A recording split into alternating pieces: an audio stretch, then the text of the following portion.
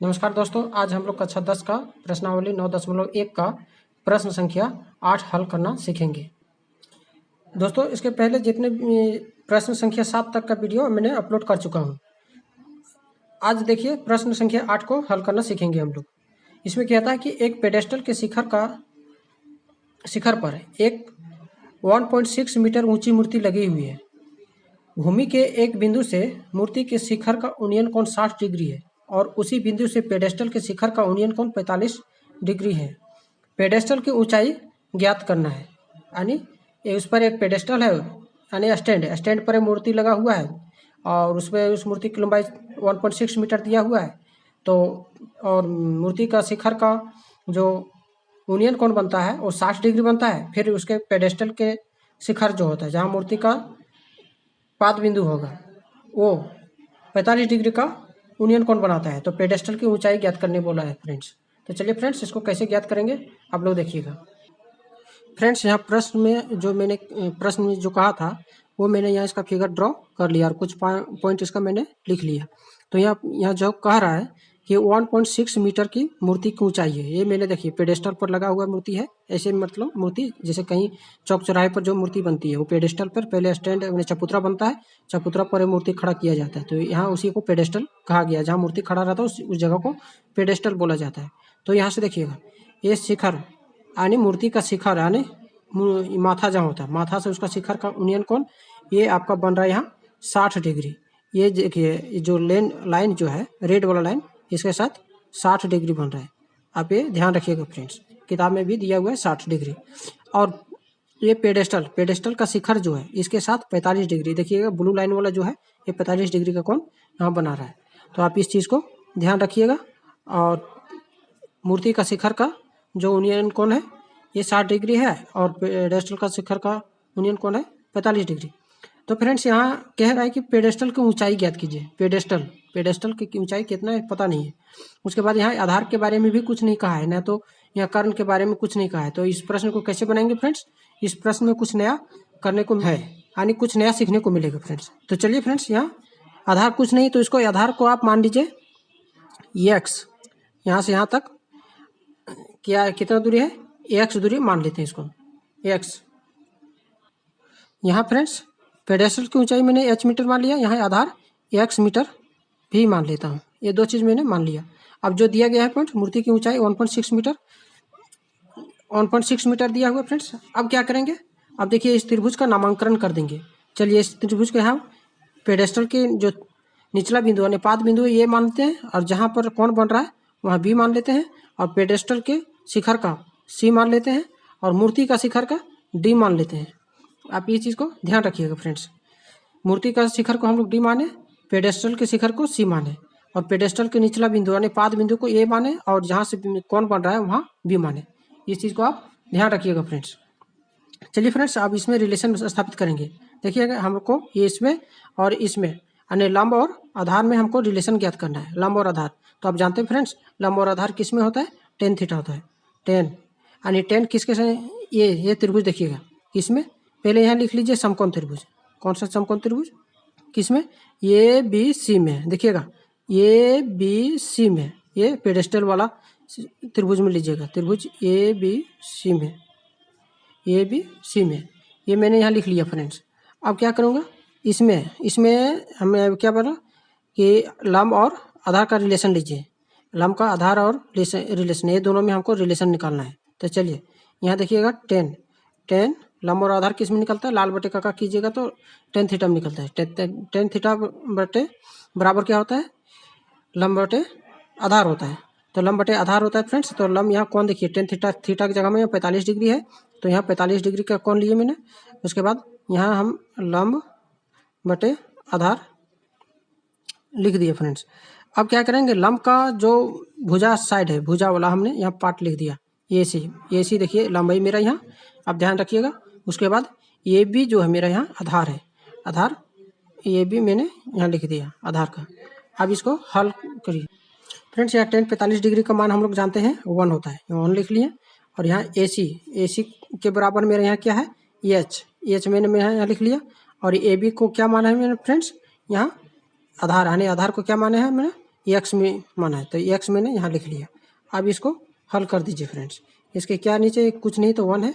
अब दोनों को क्रॉस मल्टीप्लाई कर दीजिए, तो इसका मतलब क्या हो जाएगा, एक्स बराबर एच। ये आपका एक समीकरण बन गया। इसको समीकरण अब 1 मान लीजिए। अब क्या करेंगे फ्रेंड्स, ये मेरा इस त्रिभुज में हो गया। अब बड़ा वाला त्रिभुज में आइए, ए डी बी में। ये देखिएगा, ए बी डी कहिए या तो ए डी बी कहिए। तो चलिए फ्रेंड्स, अब समकोण त्रिभुज यहाँ भी फ्रेंड्स मैंने इसको मान लिया ये समकोण त्रिभुज ए बी डी।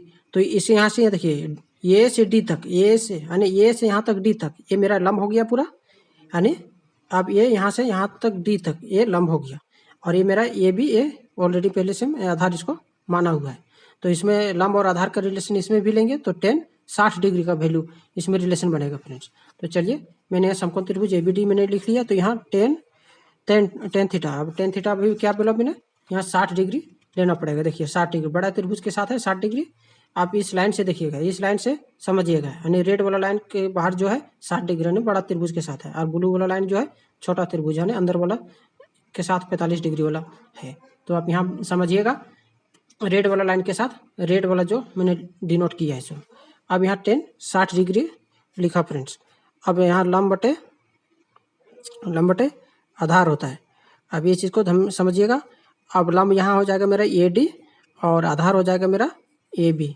60 डिग्री का फ्रेंड्स अब जानते हैं वैल्यू, अगर तो ठीक है √3 होता है, अगर नहीं जानते हैं तो आप इस चीज़ को ध्यान में रख लीजिए। अब यहाँ देखिएगा फ्रेंड्स, अब ध्यान देखिए, यहाँ दीजिएगा, यहाँ ध्यान देने की बात है। ऊपर यह देखिए पेडेस्टल से ऊंचाई 1.6 मीटर है, मूर्ति की ऊंचाई 1.6 मीटर, और इधर पेडेस्टल की ऊंचाई मैंने एच माना है। तो इसका टोटल एडी की लंबाई अगर देखें तो 1.6 plus H meter, 1.6 plus H meter यहाँ हम लिखेंगे। तो आप इसको ध्यान दीजिएगा, 1.6 प्लस एच ए डी की लंबाई हो गया। अब ये बी को हमने यहाँ क्या माना है, तो आप यहाँ से देख सकते हैं एक्स माना है, एक्स मीटर। तो यहाँ से हम एक्स इसको मान लेंगे। अब इसके देखिए इसको क्या करेंगे, क्रॉस मल्टीप्लाई, इसको कुछ नहीं है इसके नीचे, तो एक क्या करेंगे गुना कर देंगे, क्रॉस मल्टीप्लाई कर दीजिए। तो यहाँ √3 गुने एक्स हो जाएगा, और इधर 1.6 प्लस एच। आप ये चीज़ को समझिएगा। यहाँ एक्स को फ्री कीजिए, उसके बाद क्या हो जाएगा फ्रेंड्स, इधर 1.6 प्लस एच ए, और यहाँ बट्टे में यहाँ √3 आ जाएगा, क्योंकि यहाँ गुना में है तो यहाँ भागा में आ जाएगा। आप इसको समझ रहे हैं।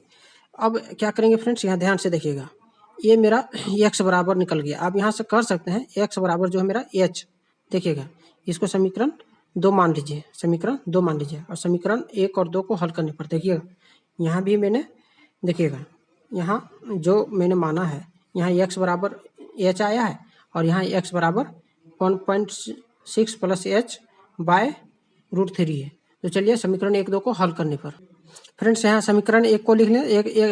एक में क्या x बराबर h, तो हम यहाँ h एक साइड लिखता हूँ, दूसरा साइड हमारा देखिए x बराबर यहाँ 1.6 प्लस एच बटे में √3 है। अब ये दोनों को हल करते हैं बराबर में रख के। अब हल करने से पहले क्या करेंगे फ्रेंड्स, ये √3 है इधर, तो √3 ये ऊपर नीचे परिमेयकरण कर देंगे, क्योंकि किसी भी संख्या के नीचे यानी भिन्न में इस तरह रहे, या भिन्न के हर में अगर या परिमेय संख्या रहे तो उसका परिमेयकरण हम लोग करते हैं। तो चलिए इसको या परिमेयकरण पहले कीजिए फ्रेंड्स। यहाँ इसका परिमेयकरण कीजिएगा फ्रेंड्स, तो क्या हो जाएगा 1.6 इंटू √3। देखिए ये √3 है जो 1.6 के साथ में एक बार गुना होगा, एक बार h के साथ गुना होगा, प्लस h दीजिए और h के साथ √3 गुना हो जाएगा, और नीचे √3 को √3 से गुना कीजिएगा तो इसका वैल्यू 3 हो जाएगा।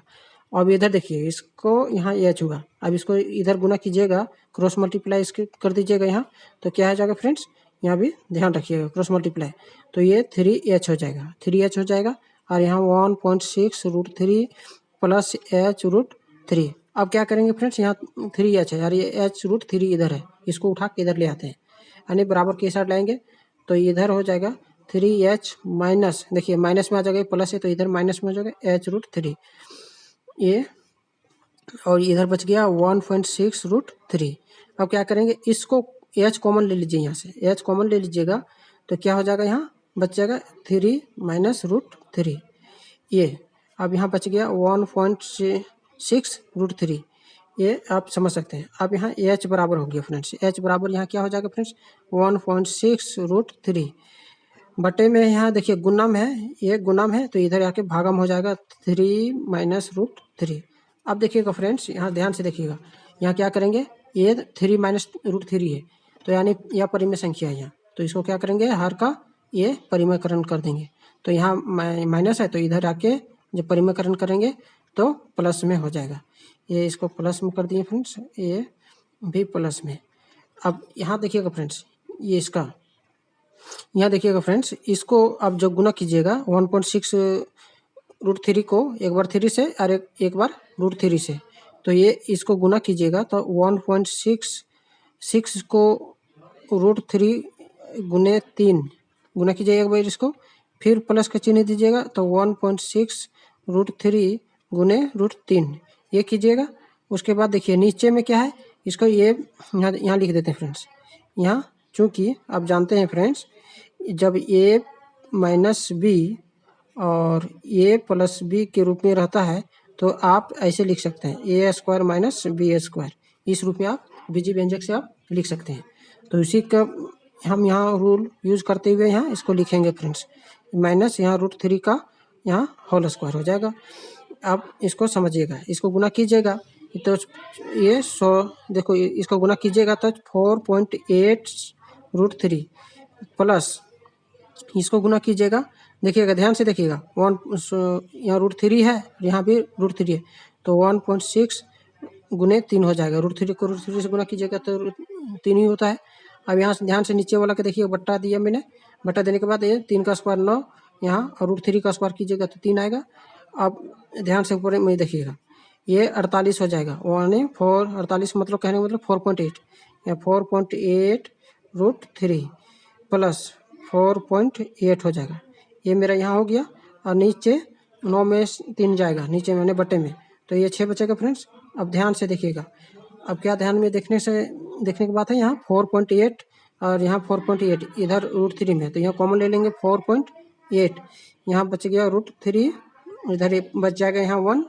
अब यहाँ बटे में फ्रेंड्स 6 है, अब इसको काटिएगा तो ये कितना बार में, 8 बार में कट जाएगा, 8 बार में, तो 8 बार में, लेकिन यहाँ दशमलव के 1 अंक के बाद है तो यहाँ दशमलव के 1 अंक के बाद यहाँ 1 दशमलव बढ़ जाएगा, उसके बाद ये कट जाएगा, तो यहाँ फाइनल आंसर हो जाएगा 0.8√3 + 1।